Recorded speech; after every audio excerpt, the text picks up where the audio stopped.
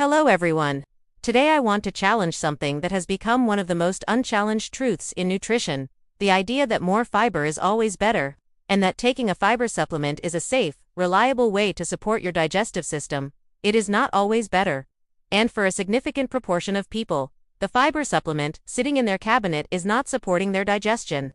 It is physically, mechanically, and biochemically making it harder. I want to be precise about what I mean, because this is not a case against dietary fiber. Fiber from whole food sources is among the most consistently beneficial nutritional inputs in the research literature. What I want to talk about today is specifically what happens in the digestive tract when fiber is extracted from its whole food context, concentrated into a supplement, consumed without adequate hydration, and introduced into a gut environment that is not in a condition to process it. Let me start with the mechanical reality because this is the part nobody talks about. The key word there is water. Psyllium requires significant and immediate hydration to swell safely in the gut. When consumed without adequate water, which is the majority of how people actually take it, mixed quickly into a small glass of liquid and followed by whatever they are doing next, the psyllium begins absorbing water from the gut lining itself and from the contents of the digestive tract. It swells in the wrong location, at the wrong rate, drawing moisture from the intestinal environment rather than from ingested fluid. According to research, inadequately hydrated psyllium consumption has been associated with esophageal obstruction, small bowel obstruction, and colonic impaction in individuals with no prior digestive pathology. These are not rare adverse events reported only in vulnerable populations. They are documented outcomes in otherwise healthy adults who took the supplement as directed and did not drink enough water afterward. In one study, examining gastrointestinal adverse events in fiber supplement users, inadequate fluid intake was the single strongest predictor of obstructive complications, more predictive than dose, frequency, or individual gut characteristics. The key word there is water. Psyllium requires significant and immediate hydration to swell safely in the gut. When consumed without adequate water, which is the majority of how people actually take it, mixed quickly into a small glass of liquid and followed by whatever they are doing next, the psyllium begins absorbing water from the gut lining itself and from the contents of the digestive tract.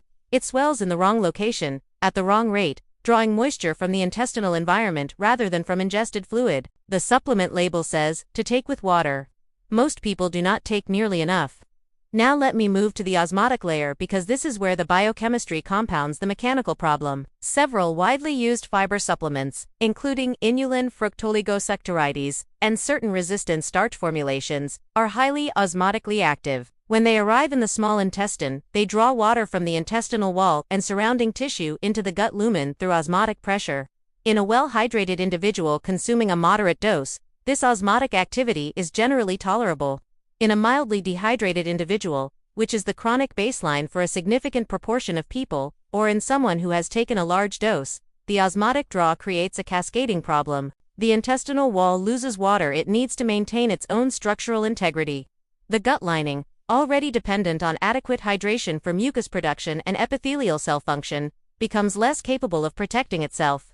Gut motility, which depends on the correct fluid balance in the intestinal environment, becomes erratic. And paradoxically, the fiber supplement taken to improve bowel regularity creates the conditions for either watery urgency or complete stasis, depending on the individual's baseline gut state and the specific fiber type consumed. According to research, osmotically active fiber supplements produce dose-dependent shifts in intestinal fluid distribution that can significantly alter gut transit time, accelerating it in some individuals and slowing it dramatically in others.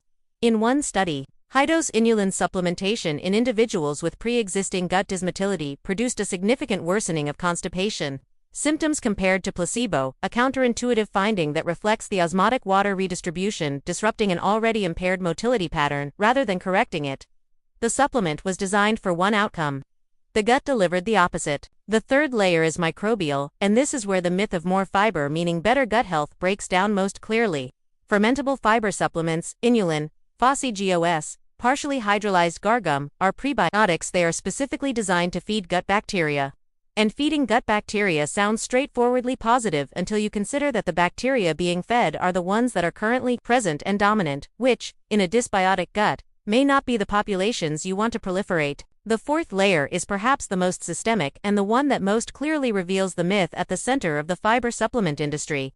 The reason dietary fiber from whole foods produces such consistently beneficial gut outcomes is not simply the fiber itself. It is the entire matrix of compounds it arrives with: the polyphenols, the water content, the resistant starch in its native structural form, the companion micronutrients, the chewing-initiated digestive cascade, the physical volume that signals satiety and regulates the speed of consumption. Fiber in a whole food is never fiber alone. It is fiber embedded in a biological context that the gut co-evolved with over hundreds of thousands of years. What should you actually take from all of this?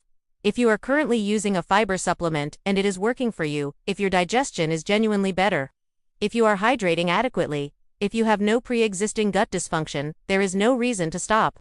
The research supports specific fiber types for specific purposes, and individual responses vary considerably. I hope this gave you a more complete picture. Drop a comment and tell me whether your fiber supplement has helped or made things worse.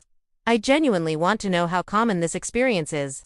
If this was useful, hit the like button and share it with someone who is still wondering why their gut supplement is not working.